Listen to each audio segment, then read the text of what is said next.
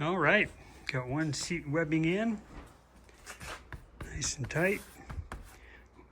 The original was not woven. We decided to weave it. Pretty happy with that. It's a process. Trim these off a little bit. Otherwise, nice, huh? So, this seat can start going back together. Cool. Okay, working on my seats. I made a shear form tool. Saw it on the internet. Basically take a screw and a lid, just punch it, and you get those kind of guys, right? Nice and sharp. And we take it over here to the foam. And you can see here I'm shaping it. Just do a little bit at a time. Try to round these corners off so that the seat cover will fit on, because it's just too tight right now. So by reducing the overall width and length, hopefully we can get this thing to stretch on. You also see we have it out in the sun here. It's cooking, can't even touch it. So I'm just going to plug away here. Plugging away with our Mount Olive Make-A-Wish tool. So we did an initial sculpture around the edges to round them. Still couldn't get it stretched, so we just did another section. It's more the length than it is the width, but I figure we're gonna have trouble stretching the sides anyway, so we did a little bit here. Then I also turned it over because we had sort of a bump here and here. Hopefully that'll gain us a little more, so we'll try stretching it again. Okay, we decided to cut a 1/2 inch off the back here. Then we will also radius this. We still don't have enough to stretch it over. We probably did too much here on the side because the what do we call this thing? The pleat here kind of dropped down a little bit, but oh well. So where we're at. Uh-oh, had to break the welder out because one of the tabs on the seat here broke. Show you, that's what these are. These are these little tabs that fold over. Okay, they're all rusted, of course, on the old seat. This is an old seat and it rusted, so just made a new one. Got him in here like this, something like that. Gonna put a hole in it. Gonna try tacking him in place, and before I do that, I'm going to practice over here to make sure I have my, call it a spot weld, right into that hole. Make sure I got my welder setting correct, and then I'll get things a little more protected here. Maybe not, might be good enough. And we'll give it a shot. Wish me luck. Okay, so done for the day. We're going to heat it up in the sun again. Tomorrow we have to go to town, maybe in the afternoon. And we have to tuck all these flaps down inside the corners here. If you look here, you can see how they're folded and they go down inside the frame. Let's take a look at that. Okay, they go and get pulled under here. Of course, these were not factory.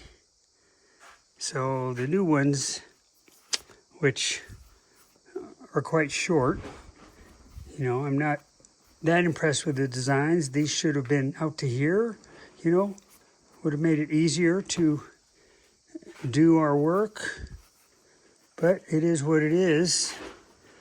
It's just a suggestion that this corner patch be longer. And of course we have the same issue with the headrests. that if the ends, top and bottom, were longer, it'd be much easier to do the work. That's my suggestion. So there you go. Anyway, it's enough for the day. All right, this was the original one that broke. This was the first try, the second try, the third try, and the fourth try. It's not very pretty, but it's in.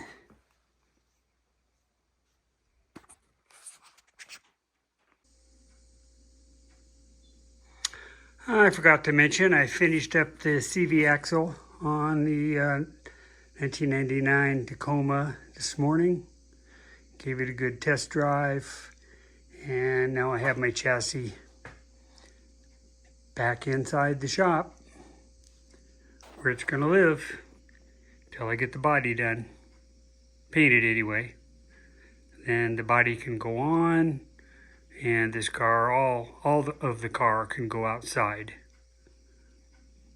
So I can have my shop back. Although I might leave it in here, you know, easier to work on it indoors, it's cooler. So we'll see when the time comes. Anyway, that was a big job yesterday and today. And so the CV axles are done. I did order another one. I'm going to do the driver's side. That one was leaking also. I don't know if I mentioned, but the passenger side, the boots, I mean, these things don't have very many miles on them, but all four of the boots basically cracked and spewed axle grease all over the underneath side of the front of the car.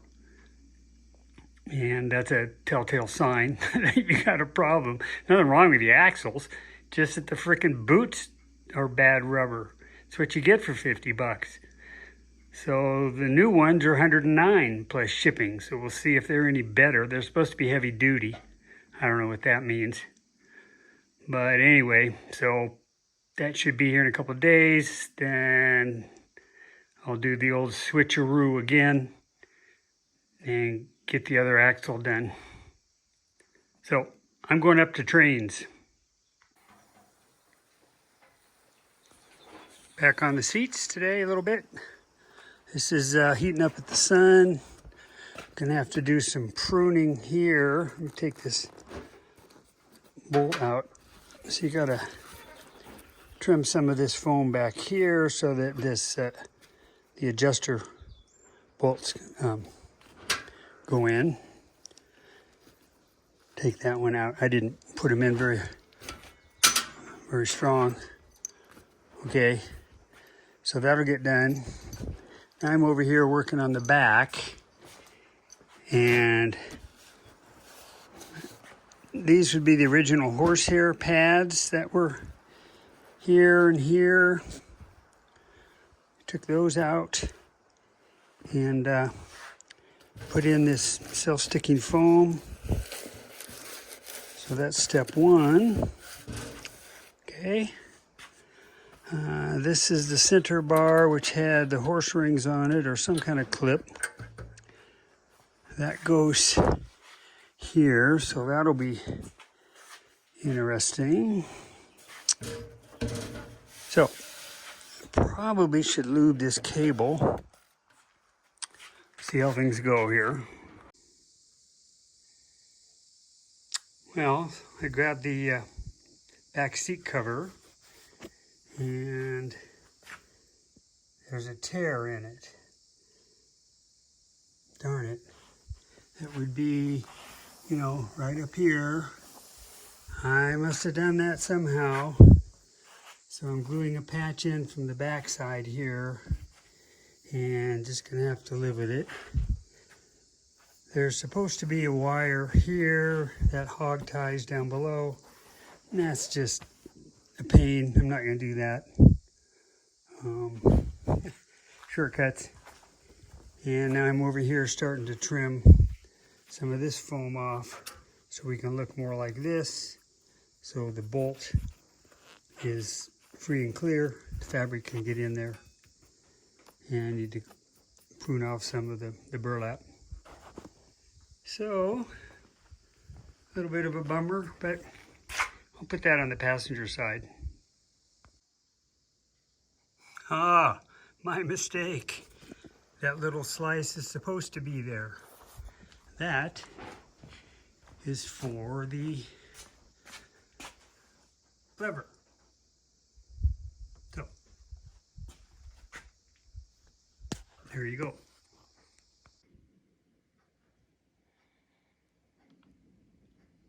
All right, got one seat bottom done. It's not perfect. You know, a few wrinkles back here. You're not going to see that stuff. If I flip it over, these corners, very difficult. There's a flap back here that you pull. If these were longer, if this flap was longer, it would have been easier to pull and get them hog-tied back in here. Same issue I had with the headrest. I've talked about that. You know, we've only got 2 little hog rings on here, but should be good. Happy with those. Okay, so there's that. Not perfect. One little spot here. I'll have to do something there. And then we started on the back. It's just sitting here. Kind of got it trimmed. We're going to heat it up tomorrow or the next day. It's ready to go. So now I'm going to pull this one apart. And I'm not going to pull this back apart until I have this one done. In case I need any reference. I don't think so. But anyway, time to pull this guy apart here. So that's what I'm doing next.